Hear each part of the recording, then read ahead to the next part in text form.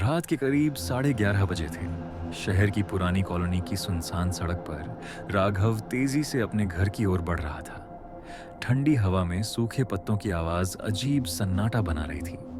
तभी उसे महसूस हुआ कि उसके पीछे कोई धीमे धीमे कदमों से चल रहा है। जब उसने मुड़कर देखा तो दूर स्ट्रीट लाइट के नीचे एक अजनबी खड़ा था, स्थिर, चुप और बिना हिले।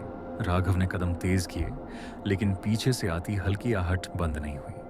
हर मोड़ पर वही परछाई थोड़ी दूर खड़ी दिखती। सड़क पर सिर्फ दो लोग थे, राघव और वो अजनबी। दिल की धड़कन तेज हो गई। हवा में एक अजीब ठंडक थी, जैसे कोई अदृश्य नजरें उसे देख रही हों। कुछ दिनों से राघव को अपने घर के बाहर अनजानी हरकतें दिख रही थीं।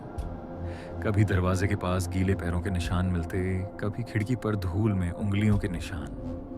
उसने सोचा था कि यह उसका वहम है, लेकिन आज उस अजनबी का लगातार पीछा करना उसे डराने लगा। जैसे ही वह अपने अपार्टमेंट के गेट तक पहुंचा, उसने देखा कि अजनबी सड़क के दूसरी ओर खड़ा उसे घूर रहा था। राघव जल्दी से अंदर गया और दरवाजा बंद कर लिया। लेकिन अंदर पहुंचते ही उसने महसूस किया कि घर का माहौल अजीब तरह से ठंडा था। कमरे की लाइट अपने आप हल्की हल्की झिलमिला रही थी। उसने खिड़की से झांक कर बाहर देखा। अजनबी अब गेट के पास खड़ा था, बिना हिले, जैसे किसी इंतजार में हो। राघव ने खुद को शांत करने की कोशिश की और पानी लेने रसोई में गया। तभी दीवार पर टंगी पुरानी फोटो फ्रेम अचानक गिर गई। कांच टूटते ही कमरे में गूंजती आवाज ने सन्नाटा और भारी कर दिया। जब उसने टूटी फोटो उठाई तो उसकी नजर तस्वीर के पीछे लिखी तारीख पर गई। वही तारीख जब कुछ साल पहले इसी घर में एक रहस्यमय मौत हुई थी। डरते हुए उसने फिर खिड़की से बाहर देखा।